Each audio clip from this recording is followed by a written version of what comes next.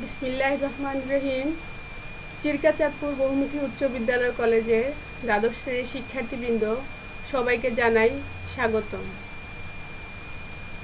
আজকের অনলাইন ক্লাসে তোমাদের জন্য কেমিস্ট্রি সেকেন্ড পার্ট নিয়ে হাজির হয়েছি। আমি মুসামুল মোর্শেদ আক্তার, প্রভাষক, রসায়ন বিভাগ, চিরকাচাঁদপুর বহুমুখী উচ্চ বিদ্যালয় কলেজ, ফরিদগঞ্জ, চাঁদপুর।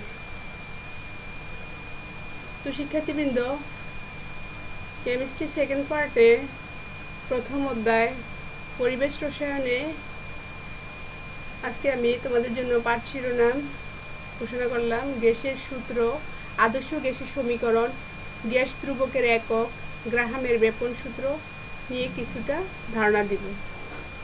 তোমরা পাঠ্য বই অনুসরণ করবে, মনোযোগ দিয়ে পড়বে, তাহলে বিষয়টা বুঝতে পারবা।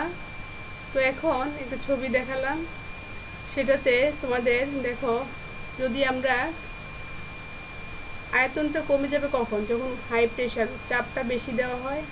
লো প্রেশার যখন চাপ কমানো হয় তখন হবে কি আয়তন বেড়ে যাবে, অর্থাৎ একটা বিপরীত সম্পর্কযুক্ত। এ নিয়ে বিজ্ঞানী বয়েলস যে সূত্রটি তৈরি করেছেন সেটা হচ্ছে বয়েলের সূত্র। সূত্রটি হচ্ছে স্থির তাপমাত্রায় নির্দিষ্ট ভরের কোনো গ্যাসের আয়তন উহার প্রযুক্ত চাপের ব্যস্তানুপাতিক।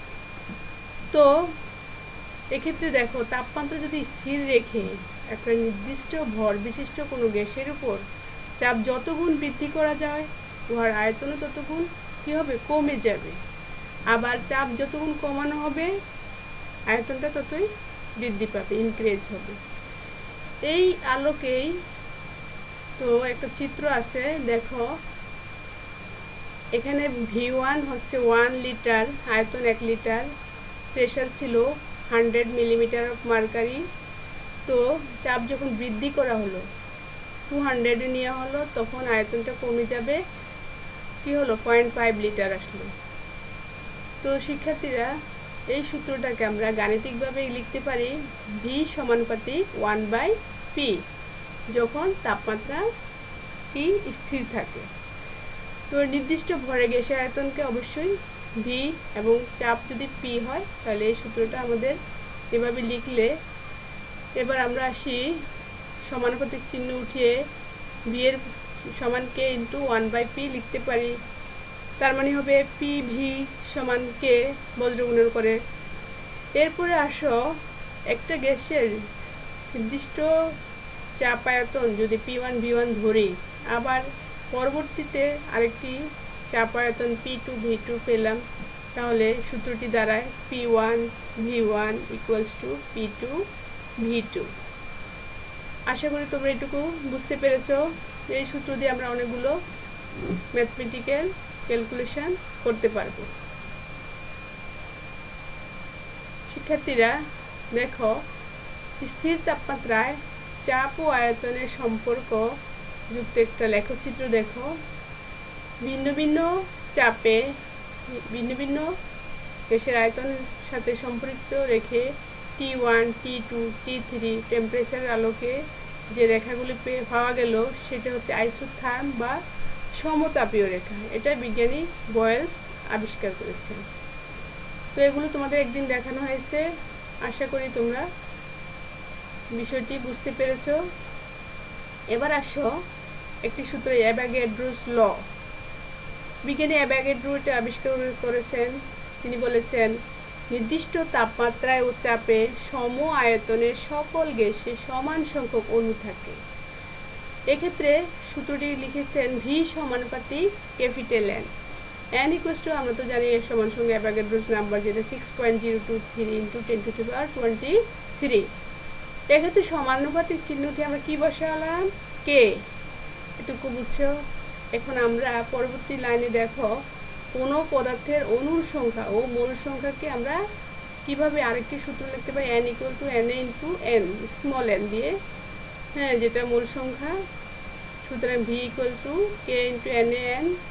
কে যদি সমানুপাতিক ধ্রুবক এনে, তাহলে আমরা সূত্রটি আবার সেই আগের সূত্রে পরিণত হবে, অর্থাৎ নির্দিষ্ট তাপমাত্রা ও চাপে কোনো গ্যাসের আয়তন উহার মোল সংখ্যার সমানুপাতিক। এরপরে দেখো গাণিতিক ব্যাখ্যাও একই রকমই, তবে এক্ষেত্রে temperature T, pressure P, volume V, mole সংখ্যা এন হলে কোনো গ্যাসের তাপমাত্রা, চাপ, আয়তনের মোল সংখ্যা যদি নির্দেশ করে, তখন আমরা এই সূত্রটিকে কিভাবে লিখব? ওই আগের মতো ভি সমানুপাতিক এন, এক্ষেত্রে টি আর পি স্থির থাকবে, বা ভি সমান সমান N K, V by N equals to K. ভিন্ন ভিন্ন তাপমাত্রা ও চাপের সাপেক্ষে আমরা তখন লিখতে পারি V1 by N1 equals to V2 N2 equal to K, অর্থাৎ V1 by N1 V2 by N2 বজ্রগুণন করে আমরা পেলাম যে V1 N2 V2 N1। এটা হচ্ছে অ্যাভোগাড্রো সূত্রের প্রতিপাদন। আশা করি তোমরা জিনিসটা বুঝতে পেরেছো। এবার আমাদের খুবই ইম্পর্টেন্ট একটা সূত্র, আদর্শ গ্যাসের সমীকরণ। সেটা তোমরা সূত্রগুলো যদি পারো তাহলে এই সূত্র দিয়ে আমরা কি সূত্রটা প্রতিপাদন করতে সমস্যা হবে না। আর এই সূত্রটা দিয়ে আমাদের অনেকগুলো ম্যাথমেটিক্যাল টার্ম আছে, সেগুলো করতে পারবো। মোলার গ্যাস ধ্রুবক আর এর মান নির্ণয় করতে পারবো। তো আগে আমরা বুঝে নেই কিভাবে এটা সম্ভব। প্রথমটা হচ্ছে ভি সমানুপাতিক 1/p ভয়েলসের সূত্র, যেটা একটু আগে বললাম তাপমাত্রা স্থির রেখে। এরপরে আসো ভি সমানুপাতিক টি, এটা হচ্ছে তোমার চার্লসের সূত্র, এক্ষেত্রে এন আর পি স্থির থাকবে। এটা দিলাম 2 নং সমীকরণ। এবার দেখো ভি সমানুপাতিক এন, এটা হচ্ছে তোমার অ্যাভোগাড্রো সূত্র, এইমাত্র যেটা বললাম। 1 ও 2, 3 নং সমীকরণকে আমরা কি করব? একত্র করলে ভি সমানুপাতিক T N divide by P. আগের মতোই ভি সমান কে বসাবো, কে বসিয়ে আমরা বজ্রগুণন করে নিব। তাহলে কি পেলাম? P V equals to N K into T, অর্থাৎ নির্দিষ্ট তাপমাত্রা ও চাপে এক মোল সকল গ্যাসের জন্য আয়তন সমান, যা মোলার আয়তন নামে পরিচিত। এখন শুনো, এটি হচ্ছে একটা ধ্রুবক কে এর মানের সমান।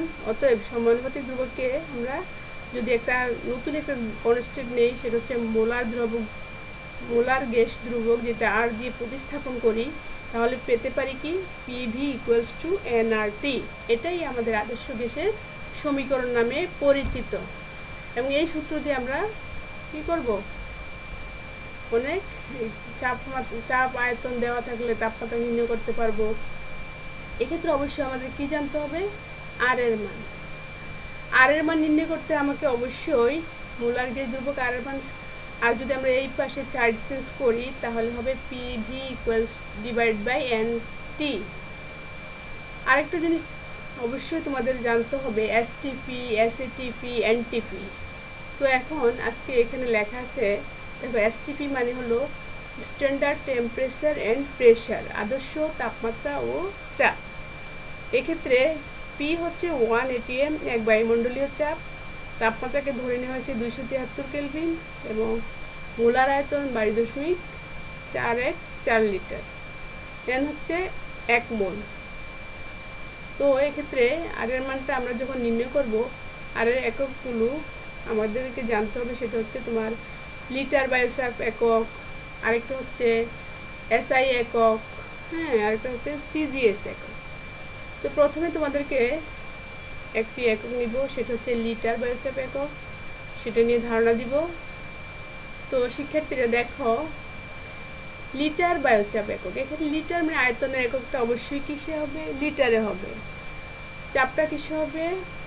এটিএম, অ্যাটমসফিয়ারে হবে। তো আমাদের জেনে নিতে হবে 1 মোল গ্যাসের আয়তন তো আমরা জানি 22.4 লিটার এসটিপিতে। প্রেশার হচ্ছে 1 atm, ভি হচ্ছে 22.4, যেটা ওটা ভি এর মান, এন হচ্ছে 1 মোল, টি হচ্ছে 273 কেলভিন। এই মানগুলি আমি ওই আর এর সূত্রের মধ্যে বসিয়ে পাবো কি R equals to PV by N T. এখানে বসায়ে আমরা পেলাম যে 0.0821।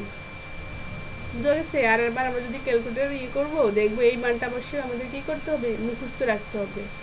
অঙ্কের মধ্যে মানগুলো দেওয়া থাকবে না, এক্ষেত্রে অবশ্যই তোমাকে মনে রাখতে হবে আর এই লিটার প্রথমে আসবে, অ্যাটমসফিয়ারের এটিএম আগে আসবে, পার মোল পার কেলভিন, এভাবে আমরা বসিয়ে দিতে পারবো।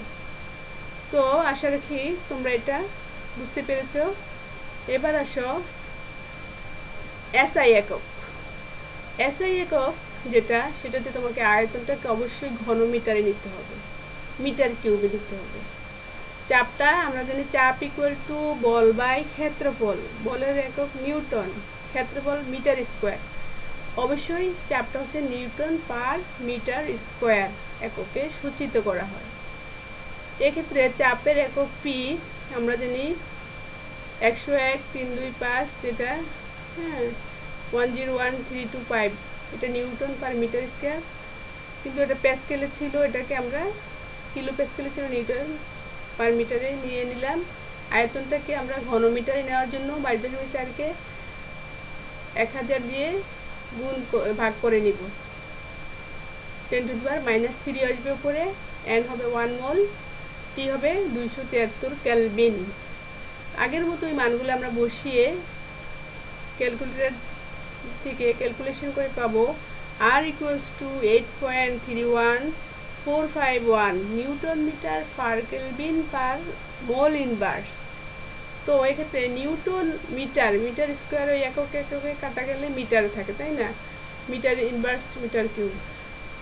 এখানে নিউটন মিটার মানে জুল, কাজের একক, বলের একক নিউটন, কাজের দূরত্বের মিটার, মানে কাজ ইকুয়াল টু বল বাই সরণ। এক্ষেত্রে এটা হচ্ছে কাজের একক জুল, অর্থাৎ আর এর মান এসআই এককে পেলাম কি 8.31451 joule per kelvin per mole inverse. তো শিক্ষার্থীরা বাসায় এগুলো খাতায় করে মিলিয়ে নিবে। এবার আসো বিজ্ঞানী গ্রাহামসের ব্যাপন সূত্র।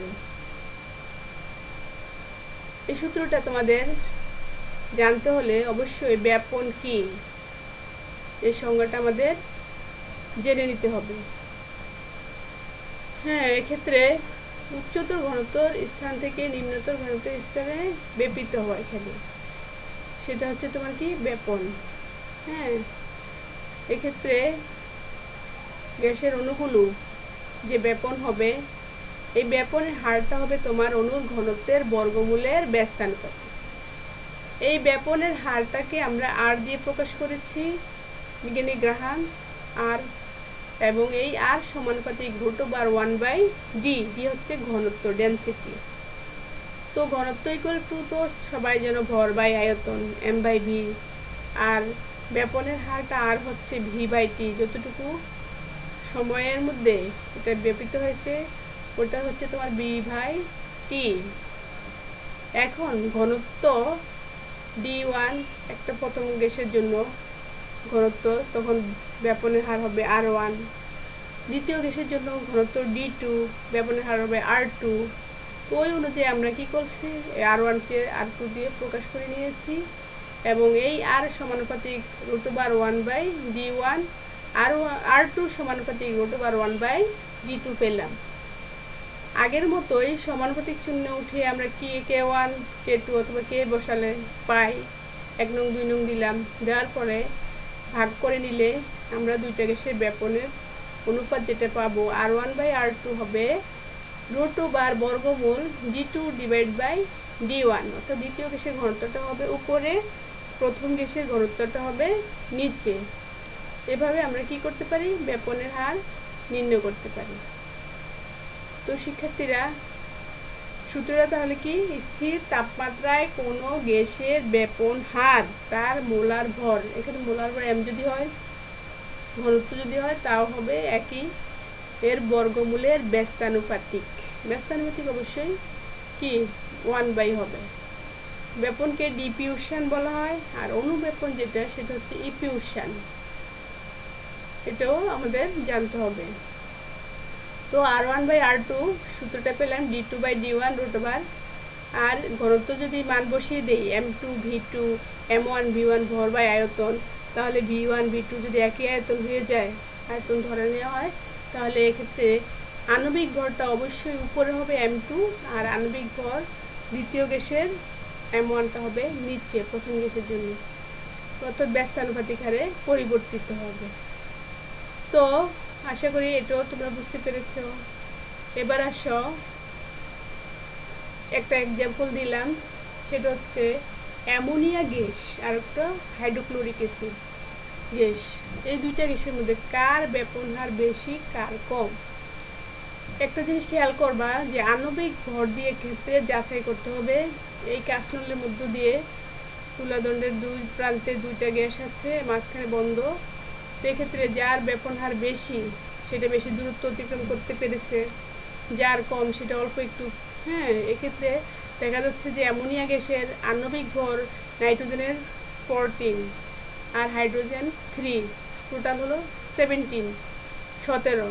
আর হাইড্রোক্লোরিক অ্যাসিড যেটা সেটা হচ্ছে তোমার 36.5, মানে ক্লোরিনে 35.5, হাইড্রোজেনের 1 ইকুয়ালস টু 36.5।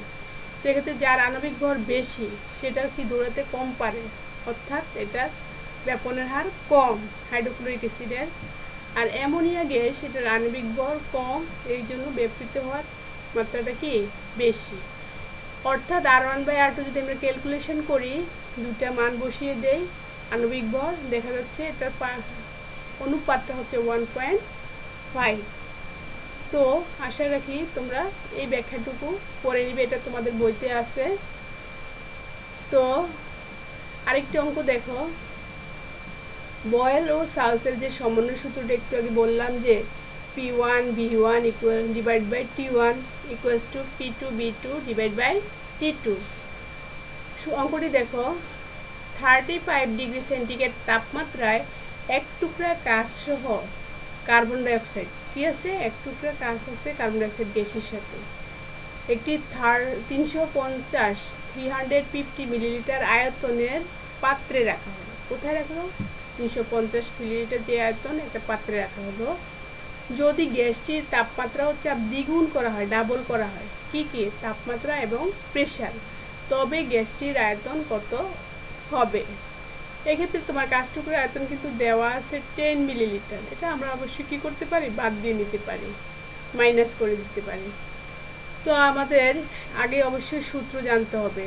দুইটা আয়তন থাকলে, দুইটা প্রেশার থাকলে কোন সূত্র? সমন্বয় সূত্র। সূত্রটা হচ্ছে P1 V1 divide by T1 P2 B2 divide by T2। তো এক্ষেত্রে P1 T1 এগুলো কোনটা কি আছে আমরা এগুলো এপাশে লিখি, দেওয়া আছে প্রাথমিক তাপমাত্রা 35 ডিগ্রি সেন্টিগ্রেড। এই তাপমাত্রাকে আমরা T1 এটা কেলভিনে কনভার্ট করে নিব 273 যোগ করে। শেষ তাপমাত্রা T2, এটাও আমরা কি করব, ডাবল, যেহেতু 35 দুগুণে কত 70, 273 যোগ করে পেলাম কত 343 কেলভিন। আবার দেখো প্রাথমিক চাপ কত P1, এটা তো দেওয়া নাই, আমরা সাপোজ ধরে নিই P। পরবর্তীত যেটা চাপটা হবে P2, সেটা হবে ওর ডাবল, তাহলে 2P প্রশ্ন মতে।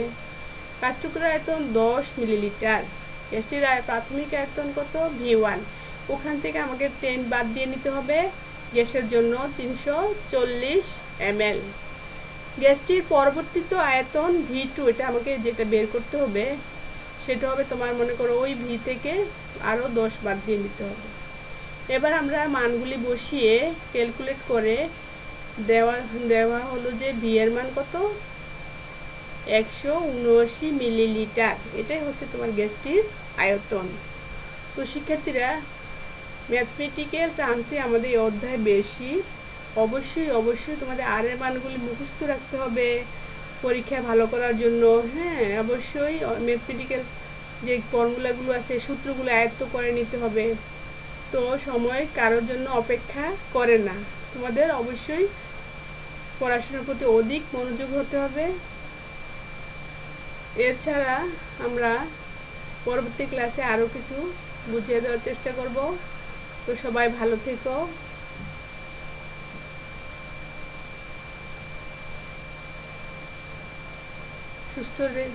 সুস্থ থেকো। আল্লাহ হাফেজ। আজকের মতো বিদায় নিচ্ছি।